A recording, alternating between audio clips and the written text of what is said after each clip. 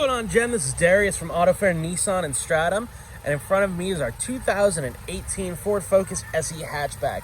This Focus is going to have automatic headlights.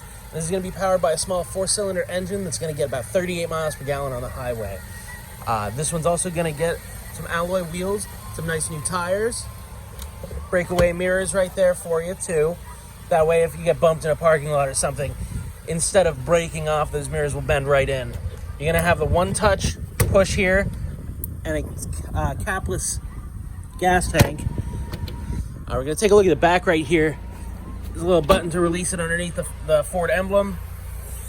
And check this out. So back here you got plenty of room in a nice little car.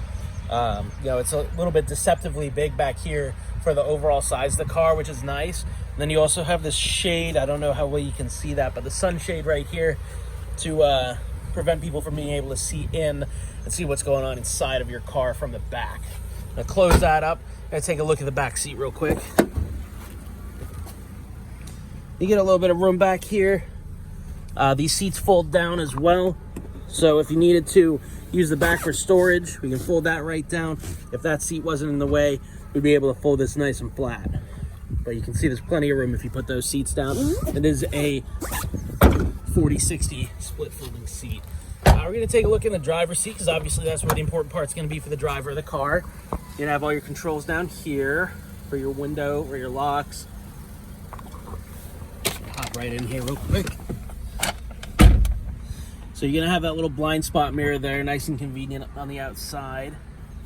Take a look up here in the dash. So you're going to have this nice information system in the middle of the dashboard. It's going to have all of like your trip and information like that in it.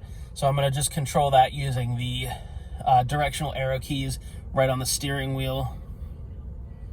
So if we go in here, you can see that there's new information in there. There's a whole bunch of stuff in there that you can go right through. We're going to take a look at some of the other stuff. You do get automatic headlights down here. So if you can see on there, from left to right, your positions for the lights are going to be off, parking lights, headlights on, and then headlights automatic. Your brightness control is going to be down there as well as your trunk latch. Turn signals and wipers are going to be pretty standard. You have this nice little roller ball here for your variable intermittent speed. These are the controls that I'm talking about for that middle screen between your speedometer and tachometer. You can have all your phone and volume controls up here, and then all your cruise control controls down here. These are nice and easy to use as well. Nice big on-off button. Pretty well accessible when you're holding your hand on the lower part of the steering wheel. You have to stretch it maybe a little bit to get to this back row, but nothing too bad. Taking a look in the middle here, you can have this screen in the middle kind of recessed back a little bit so that it doesn't have the glare from the sun. That's going to also act as your backup camera viewing area. And then that's also going to display all of your media information, radio, all that fun stuff. Controls for that are all going to be right here. Nice big buttons. You got like your media and radio phone buttons right there. And then another set of directional keys to control where you're at on the screen. One thing in this car that I really, really like is the styling for your climate control. So it's right there depicted for you. So instead of having to like just hit a mode button a whole bunch of times, you can just select where you want the air to blow. And unlike most cars, actually, this can blow both the front defogger and forward like up top for you at the same time. Most vehicles will let you do this or that, not both. So that's pretty nice to have. Then you have a quick access over here.